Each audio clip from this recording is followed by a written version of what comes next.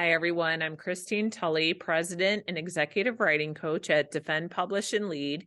Welcome to episode 111, Academic Good Deeds.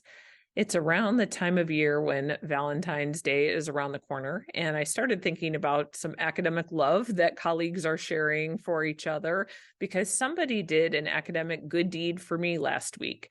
I had a tangly writing project problem, and I needed to really think through how to approach some criticism of my work that I needed to get some good feedback on. And so I texted a colleague and I said, hey, do you have a couple minutes to think through how I might approach this thing that's very difficult to do? And the colleague said, yeah, I've got, 15 minutes before I have to be somewhere. We ended up talking for an hour. I don't know how she managed to get the hour time frame. And I know that I've done this for people where I had something else I needed to do, but then I know somebody needed help, so I gave up the time. And I just started thinking about how there might be multiple ways that we could be doing academic good deeds for each other in the name of getting some writing done. And I thought for this particular episode, I'd just name a few that I think might be useful and might spread some academic good cheer and just help us do a little bit better as writers and, get more support than we might have just from our institutions or different, groups or things we have. So here's a couple that I thought of. A really good one, I think, is to nominate somebody for an award or for a position. This is something that those calls that go by on our list procs and they're in the backs of our scholarly journals, you'll see, oh, nominations are being accepted for XYZ. I will be the first to admit that I am the worst at reading those and also then thinking of someone to nominate and then actually following through. I definitely will nominate somebody if they said, hey, can you nominate me for this particular award? I will absolutely do it then. But it's unlikely that I would come to that on my own. And so I did think about this kind of with a little bit of help from a book about just some good deeds for every day, which kind of gave me the idea for this podcast episode. If anybody's interested in the book that kind of gave me the good idea, it's a book called The Generosity Habit. I will put that in the show notes. It's really cool. It's just a different good deed you could do every day. So one of them was like leaving an umbrella in your car in case you see an extra umbrella in your car, in case you see somebody that's without one. But those kinds of good deeds. So that gave me the idea. And so one of the things in this book was about, recognizing somebody for their accomplishments. And I think it even said in there, like, consider nominating somebody for an award. So this week, that is one of the things that is on my task list for, I usually set up a couple of things I'm going to do every week for writing. I decided I'm going to give up one of my writing slots to go ahead and nominate somebody for an award for a national organization. So that's one of the things I was thinking of that is a good one. It's not the only one you can do. Another one that I think is great that we always hear to do this, and we might do it once in a while, but probably even better if we did it more often, would be if we come across some scholarship that's really great and we use it. I think it's great to send an email to the author, assuming the author is still alive, letting them know that you really enjoyed, the scholarship, but also a quick note about how you used it. Somebody actually did this for me a couple of years ago for an article that I had written a long time ago about faculty writing groups at comprehensive institutions. And they were starting a faculty writing group, and they really liked that as part of the group and getting faculty to write, I actually had them write the article with me about the writing group. So I just got this random email that said, hey, that was really great that you did that. And I'm thinking about doing something similar. And it was just a really nice exchange back and forth. So if there is something like that, maybe you read something this week. We're probably all reading things, every week, every other week. If there's something that really stands out to you, especially with articles and the databases nowadays, you can get somebody's email in 10 seconds. You could send them a quick email and just say, hey, I just want to let you know, I really thought, that concept that you had, or that figure 2.2 that really clarified my thinking about this particular concept, whatever the thing is, this would be another really great academic good deed. And especially for so many of us that are at institutions that, maybe that recognition isn't there, or we're in disciplines that don't really worry about things like citation counts or some of those like publicly available metrics. Sometimes one email from somebody that actually read your stuff is way more important than knowing that you had 50 hits from, a different, from some different institutions. So I think that might be another way that you can do an academic good deed. A third one that I thought about that I think is really great is if you can make time, show students how you're doing your own writing, and actually show faculty how you're doing your own writing for faculty that might be struggling or just want to see how to do it. If you're a graduate student yourself, you might be teaching undergraduate students, let them know about your writing process and how you solved particular writing challenges.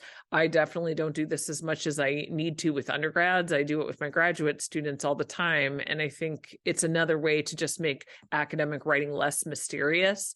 And particularly, for those of you that do have graduate students, it does make it much more clear about the time and the effort.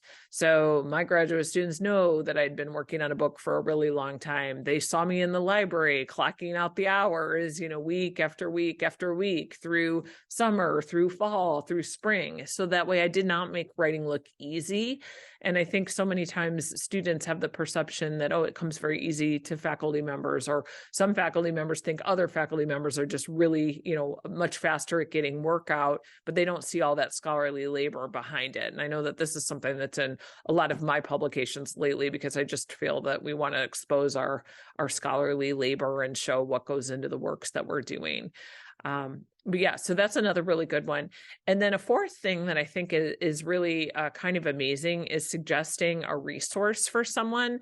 So for example, I mentioned a book that I'm totally in love with. It's called Written. It's by Beck Evans and Chris Smith. I'm definitely going to interview them about the book when I finish reading, but I'm just enchanted with it. It's a great book. I like the style of the writing. It's just a different way of thinking about getting writing completed and moving writing to completion. So look forward to that interview. It will come at some point.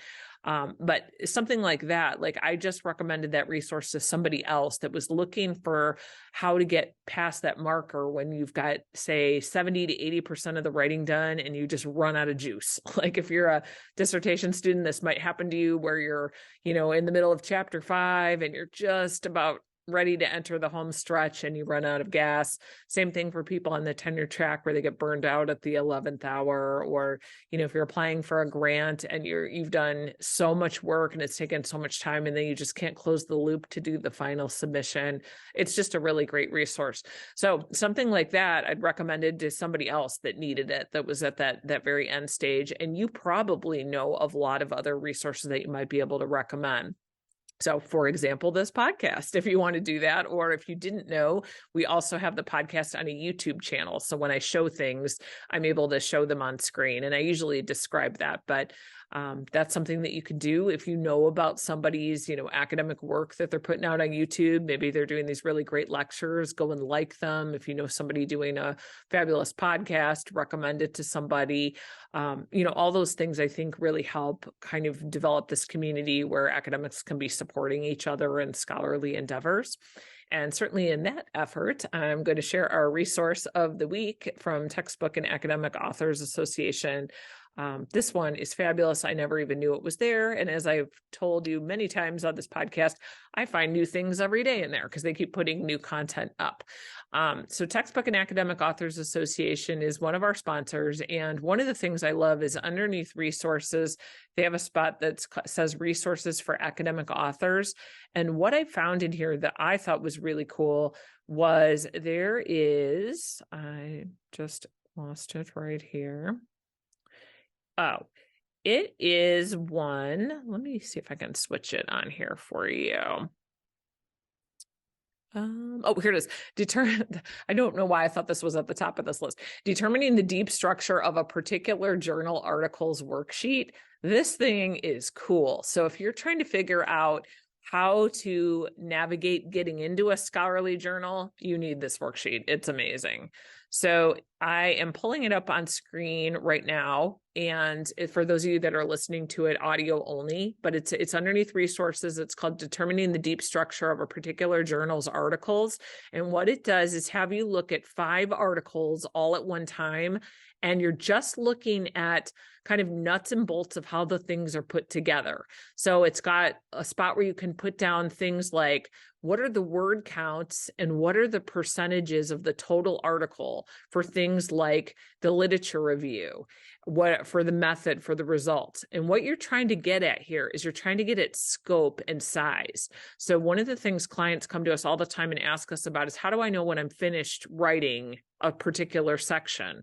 Well, this would be one way to find out, just on a very like mathematical way. This is something that wouldn't take a heck of a lot of time to do. You actually don't even have to read all 5 of these articles. I know that sounds like sacrilege, but we're all busy academics. So this thing is really cool, because what it will do is let you see, okay, across 5 articles from this journal, I would probably pick 5 from different issues, but recent ones. You could see, okay, well, the results sections tend to run between 2,000 and 3,000 words. And out of the whole article, that's about 12% of the entire article put together. So it even tells you how to do the math. So if this is something that's scrambling your brain right now, you don't have to know how to do the math. There's a little formula that shows you how to add it all right up. And if you're looking at these articles electronically, you can just copy them, grab them, and just figure out what the word count is from copying them, and then just put them in this little chart. So this thing is amazing. I would totally recommend it to anybody to try. I wish the only recommendation I would have for somebody using this, I wish somebody had made this in an Excel spreadsheet, but maybe TAA will do that for us, because then if it was a nice spreadsheet, you could just dump them in and have it all add up for you. But honestly, this will not take you very long. I think this would be a really great exploratory way to kind of figure out, when am I finished making the parts of my article? So check that out, determining the deep structure of a particular journal's articles. It's a resource for TAA. We offer a discount code as due to our partnership. It is listed in the show notes, and I am looking forward to sharing more resources with them as we keep moving forward. So happy writing this week.